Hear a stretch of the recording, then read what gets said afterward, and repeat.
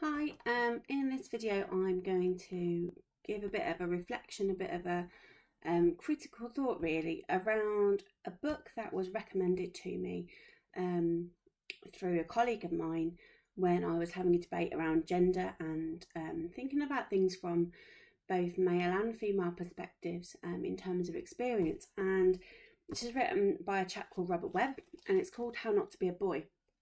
You can see from my sticky note markers there's quite a lot that I've taken from this book and quite a lot of interest that I found within it. So what I'm going to do in this video is take you through, not all of, but some of my bookmarks and what stood out to me about it and kind of what my thinking was around some of the key themes, some of the key topics that came from it.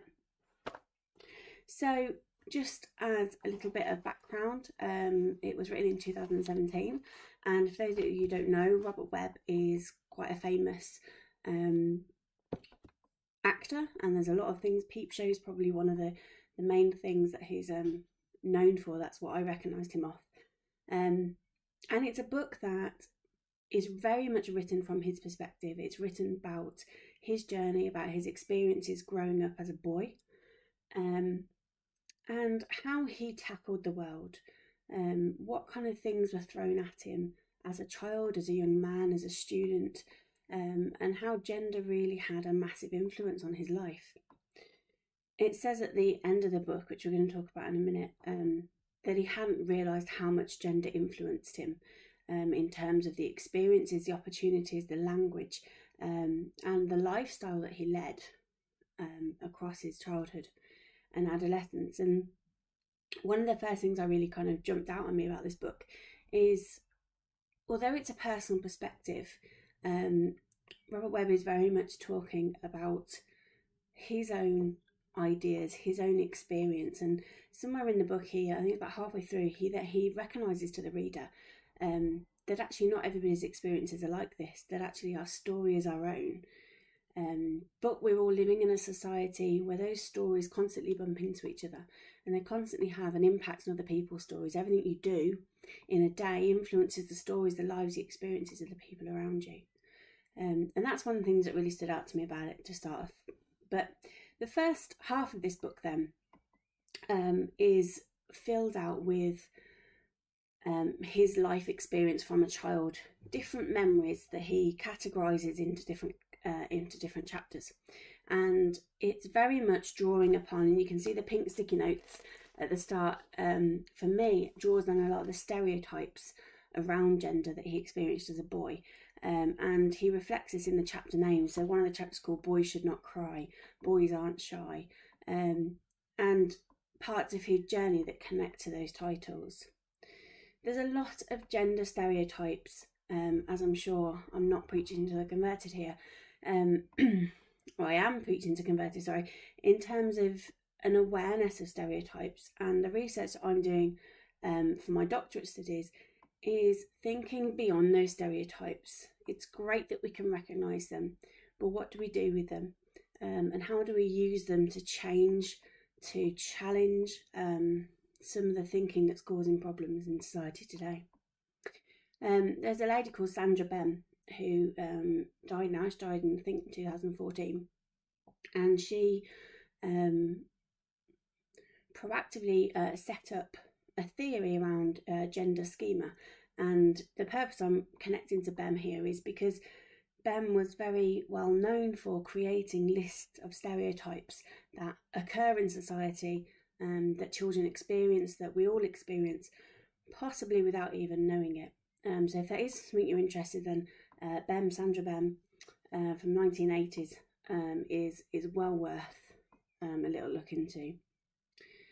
So quite early on in the book, we see Robert start to question his identity, and this was identity in general. There was a lot of stuff going on in his life. I won't tell you the ins and outs because I do recommend you go read it, but he starts to question, why am I Robert? Why is my name Robert? Do other people feel me the same way I feel me? Why am I crying? And these are quotes I've lifted straight from the text in terms of an experience that was going on for him at the time. And this made me think, how often as a child, or how often as adults working with children, do we stop and question our own identity? Do we stop and think, not only do we know who we are, but why are we who we are? And these are some of the really big philosophical, ontological questions that probably be exploring at some point across this channel with some peers of mine. But all those big questions are really big questions when we're adults, let alone when we're children. And Robert was blatantly saying all the way through the first half of this book that these are really big questions to have to think about, but things that we need to be encouraging children to think about. There's a prime example in the first section of this book that talks about socks, and it's an experience that Robert articulates very well, that there was a significant consequence for getting gender stereotypes wrong. And in this example, I think it was his auntie that bought him a pair of socks, but they were girls' knee-high socks rather than, I think, boys' sports socks was what they should have been. And it really mattered. It had significant consequences for Robert when he was back in school wearing these socks. And that made me think about, the fact that gender cannot be overlooked. Those stereotypes are all around us. Sometimes we don't observe them, sometimes we can't see them, sometimes they are completely blind to us. But we need to be acknowledging them. We need to really be thinking about them. And this book is a great way to kind of make you think about some of those. And the reason I enjoyed it specifically was because it was looking at it from a male's perspective.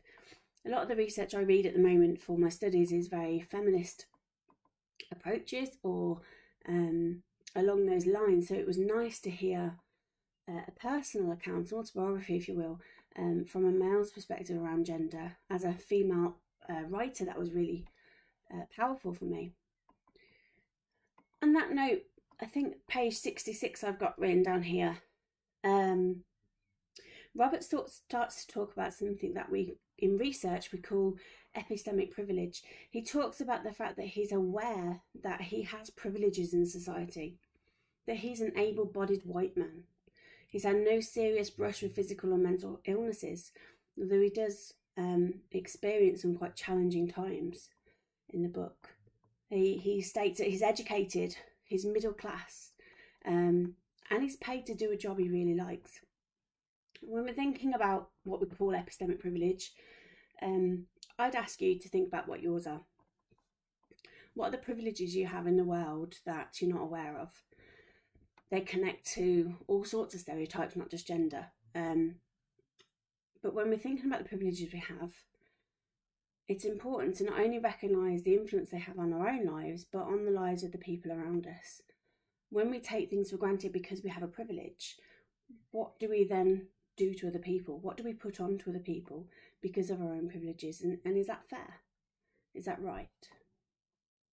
A bit later on in page 73, Robert talks about the expectations put on him as a boy.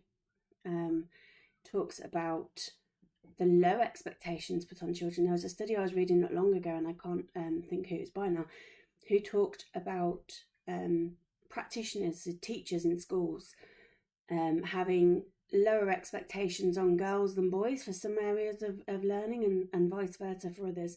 And actually that influenced how they were taught. That influenced the teacher's perspective, the teacher's understanding, the teacher's relationship with how far to push that child and how far to develop their skills. And if that's coming through in a very young age, in school, in preschools, in nurseries, then all we're doing is we're massively hammering that stereotype down in every corner of children's lives. So Robert Webb was massively not fighting against privileges, but saying it's really important to acknowledge our privileges, and how do they connect to the people around us. The expectations then that those privileges can create can be quite hazardous to a lot of children. I'm thinking of families that I've worked with or children that I've worked with. if you have expectations that are purely biased based on gender, isn't just an example, it could be age, it could be any other protected characteristic. But if we have expectations of people based on those and we're not aware of them, then that's a really dangerous and hazard position to be in within society. So checking our own expectations, checking our own expectations for an understanding as to where they've come from. Why do we expect people like that group? Not that I like groupings, but to behave in certain ways. Why do we expect certain children to have certain outcomes and not others? So that was a point that I felt quite interesting to relate to, that Robert talks about. When we think about stereotypes and the multitude of stereotypes that there are, we need to think about it from different perspectives. So anyone that knows me, anyone that knows my kind of reading and my research will know that I'm a big advocate of this understanding that we all have masculine and feminine traits, energies within inside us. Whether you're born biologically a male, whether you're born biologically a female, we all have mixed hormones, we all have feminine and we all have masculine traits within us. And it's a balancing act sometimes, isn't it, as to how that comes across to the world and how we choose to represent ourselves. And for me, that's what gender is. But Robert Webb is talking here about the stereotypes and masculine expectations. So although Robert Webb talks quite openly and quite honestly about the violence of his father, he's saying that because he grew up in a violent family doesn't mean that he's a violent man. Likewise, his father was quite absent. It doesn't mean he's going to be an angry, absent father himself. But what he's saying is it's all very well to have the stereotypes, but we can't make assumptions based on them. And that's the danger we have in people that believe in stereotypes and apply them to everything. So when we're thinking about our own stereotypical behaviour, and we all have it, we all have stereotypes, we need to be mindful of them, because as we've said, not only do we need to think about how they impact the people around us, but also the expectations we have of other people. And are those realistic? Because at the end of the day, if we have expectations that are not fulfilled, who are the people that are going to get hurt? Is it you? Is it the other person? So that's something to think about. Much later on, it's still in the first section of this book, but more towards the second half. About page 120, I've got written down here. There's a quote by Robert Webb that I really liked, and it said that when you grow up as a child, we get to a point, it's usually around 10 from the research and the reading I've done, that says it's not so much we have to act our age, but we have to act our gender. And that was something that really powerful that came to me from reading this, because actually I think it's right. I've never thought about it from that perspective before, but actually children grow up not age related, they grow up gender related. So at what point does it become okay for a young child, 2, 3, at what point is it okay for them to carry out activities that are the opposite gender? To actually what fine line do we have to say that's no longer okay? Prime example, my own son, he has 2 older sisters, and they used to dress him up in all sorts of different outfits and dresses and clothes when he was little. But at what point does that not become acceptable? And why is it not acceptable? From my perspective, that's because stereotypes from society deem it not acceptable. And that's what I think Robert was trying to get at here, was this idea of you've got to act your gender as you grow up. As you get older, it's about fitting in. It's about putting yourself into that box. Likewise, a little bit later on, he talks about a specific stereotype of a nagging wife. I know I'm a wife. I'd like to think that I'm not labelled a nagging wife. But this made me think of an article I read a while ago, actually, about husband bashing or husband shaming, and this idea that actually the stereotypes we have of men and women in certain roles, in certain relationships, if you look in a nursery, in a private nursery or a reception classroom, and you look in the home corner, you will 99% sure see different roles being carried out by different genders. And as much as teachers, I know, try and challenge that, it's almost too late by that point, because children have been exposed to it at home. It starts at home. It starts with the roles that children see played out by men, or the roles played out by women. And the article that I'll put the link in one of the comments underneath was saying, you know, stop shaming, stop having these stereotypes that men are lazy, men don't know how to cook, men don't know how to clean, men don't know how to look after children. Me and my husband hopefully have shown our children something different. We both work 50-50, we're equals in terms of that in our household, or we try to be. But it was a really interesting link, so do go and have a look at it when you can, because Robert was talking about this idea of the nagging wife. He grew up with his mum very much in that traditional role of housewife, of looking after the house, and sadly in Robert's case his mum died when he was quite young, and you can see from the way he then tells his story that actually the men of the house struggle to maintain it in terms of looking after a little one, and in terms kind of the running of the house, and then another woman actually steps in, a friend of his mum's.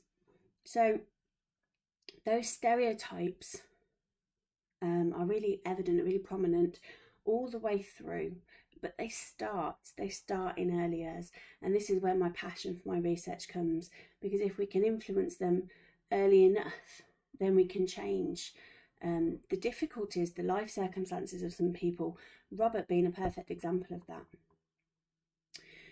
Before we jump into Act 2, which is what Robert calls the second half of his book, there's quite a touching section actually that talks about men and suicide, and he gave the statistic that 3/4 of suicides in the UK are men, and the prison population in the UK, 95% of that is male. Robert talks about how we can make a connection here between those stereotypical behaviours, those stereotypes, those expectations that society has of men, and perhaps the difficulty in living up to those, the difficulties in matching them. I myself as a woman have been exposed at various points in my life to stereotypes of you can't do that, you're a woman, or even if it's not that bluntly, often kind of backhand comments, or the way people treat you, or the way men treat you as a woman. Those I can see a very specific link there, or a possible link to how that connects to people's self-image, self-worth. And it was very sad to hear those statistics, but they wouldn't surprise me in the idea that suicides are really high in men, and the prison population. And Robert talks about that that's a connection back to stereotypes, and showing the importance of challenging this gender debate, challenging these stereotypes before they get almost too late, as he calls it. And finally, he at the end of Act 1, first half of his book, he talks about the confusion between gender and sexuality, and how behaviour, especially as a young man, late school, I think he was, don't behave certain ways because you're called gay, or don't do this because it's a challenge to your sexuality. And there's, I think as children grow up, you don't necessarily, I would think, have that so much in very young preschool, although I could be wrong about that. But as children grow up, that idea of your behaviour connects to your gender. But what Robert's saying here is actually we can take that a step further, in that behaviour connects to not only your biological sense, but your gender and your sexuality. And for me, this stands out because I would say they're different things. I would say your gender, your biological sex, and your sexuality are very different. But the stereotypes we have in society very much squish them together and very much tie them together in a wrong way, and that has massive implications on people's identity, self-worth and self-esteem. So just something that jumped out at me really there. As we move into Act 2, just wanted to show you, halfway through the book, there are some pictures of Robert growing up. It's lovely pictures. Maybe I'm just nosy, but I love seeing people's kind of family photos of his mum and the experiences he had that he's been talking about. And he moves into the second act. This is very much focused on the more recent developments. So Robert goes to university, and it then develops into his thoughts. He attends counselling, he gets married, he grows up, and there's some big time elapses through some of the chapters. But he starts to talk about this idea of self-awareness, and self-awareness not being the same thing as wisdom and not being the same thing as action. And this got me thinking about how I apply that to my life. So to be self-aware is not the same thing to be wise, and it's not the same thing to act, to have action. But there's a thread there for me. There's an invisible thread, because to be self-aware, to have consciousness of yourself, of your stereotypes, of your beliefs, of the impact of your beliefs, what does that then mean to become wise?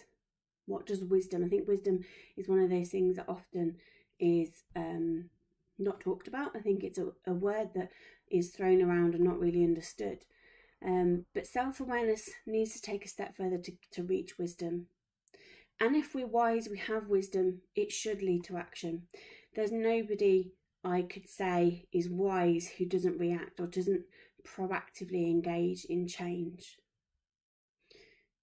So Robert was talking about this thread, self-awareness, wisdom, action, in terms of acknowledging the stereotypes within society around gender, in terms of saying it's one thing to be self-aware in knowing self and accepting others, but that's another thing to feel strength in that, to feel wisdom in that.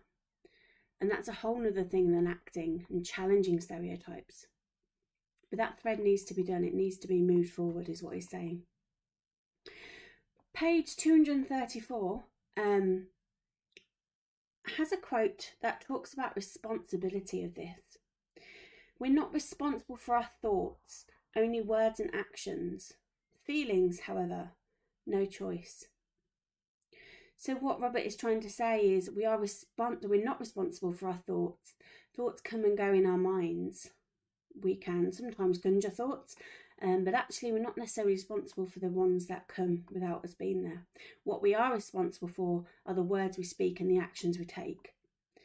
And everyone should be held accountable to those feelings, to those actions. But Robert takes that a little deeper and says, but the feelings we have, feelings are very real. Feelings are very internal. Sometimes they can be shown. Sometimes people can pick up on feelings, but he's saying that the feelings we have no choice about. I would slightly disagree with this in terms of, can we learn feelings? Are feelings learnt behaviours? Are we taught how to feel? I think to an extent we are. I think we're taught, sometimes our mind and our heart might not connect. And that's that phrase, and listen to your head, not your heart. But feelings very much are an internal thing. And Robert is saying, we can't be held responsible for our feelings. We feel what we feel. I know there's a lot of research and people that talk about, sort of empowerment coaches that talk about that we need to acknowledge feelings, whatever those feelings are, and sit with them and be with them. When we're connecting that back to stereotypes, there are some stereotypes in the world that really make me frustrated, really make me angry.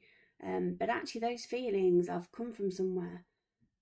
I need to turn those feelings from self-awareness to wisdom to action. But feelings are real, and you might have feelings about a certain stereotype and not understand why you have those feelings. But as Robert is saying, we need to spend time with that, and we need to acknowledge them. He does exactly just that later on in the book, about page 250, says he spent, as a quote there says, I spent an hour doing precisely what man should not do, and that's talk about my feelings. there's a couple of chapters that talk about the implications of this stereotype, the implications of men not having access to speak freely. And that, I think, that goes to anybody, doesn't it? Not just men. But actually the implication of not feeling you can talk, not feeling you can have a voice. For me, this goes across society. I am, because of my early years background, very interested in preschool children in early years for my research. But I think that goes right up to the little old lady who doesn't feel she can say what she thinks, what she feels, what she wants. And actually we need to be self-aware, have action of our own voice, but also be advocates for people who don't. And advocates for people, if you think about children with gender dysphoria, for example, there's a lot of up-and-coming activists to give children that voice, to give children access to support. But that requires active listening. It requires us to listen actively to that voice. And that's what Robert Webb was saying, was that actually he'd break down all the stereotypes about counselling and about how and why men won't access it. From that, he moves through thinking about this idea that masculine adds up to little more than the pursuit of not being a woman. And I thought that was a really interesting quote. The idea that actually being a man is actually doing everything possible not to be a woman. We don't walk like that, we don't talk like that, we don't shake hands like that, because otherwise we're seen as feminine, we're seen as being female. And the final thing that I kind of wanted to pick up from the second half of this book was something that Robert has taught his children, which is something that resonated with me a lot. And that is that he can't get away from acknowledging what he calls the trick, what he calls the gender gap, because he has an awareness that it's dangerous for both girls and boys, for his own children. And he talks about this idea that the trick or the gender trap within society are going to affect his daughters. They're going to affect him. They're going to affect his wife, his family. But actually, if we can teach children about this, we can teach children, have an awareness, move children into wisdom about society, about stereotypes, that actually, you know, it doesn't hold us. It doesn't take control of everything. One final kind of point he makes on that is that feminism, and I'm doing a lot of research, as I said earlier, into this at the moment, but feminism is not about men versus women, but it's about men and women versus the trick. So the trick being that gender gap, but actually when we're talking about working together and we're talking about feminist traits and masculine traits, is that actually we're all should be working against the trick rather than men challenging women or women challenging men. Actually, that's just fueling the trick rather than actually moving anything forward, moving through wisdom and into action. So there's lots to take from this book, and I could keep rambling for probably hours about it and about the topics and things that have come out of it. But I would really, really, really recommend reading it. And jot down notes as you go so that you can come back to points later on if you are studying it, or if it's just something you're interested in, or actually if it's just something you want to be more aware of. If you want to move yourself from self-aware through to wisdom, then I would say it's definitely worth a read, and it comes highly recommended from Dawn French, Stephen Fry, and I'd add my name to that as well. So do go and have a read and let me know in the comments what you think about it as well. I'm going to put in my lecture notes, or my notes that I've used when I've read through it and that I've used today for this video as well, so feel free to look through those. But it'd be great to hear your ideas and your thoughts around some of these topics. So yeah, I hope to engage with you within that discussion. Thanks for your time and thanks for listening. I hope it's been interesting and useful for you.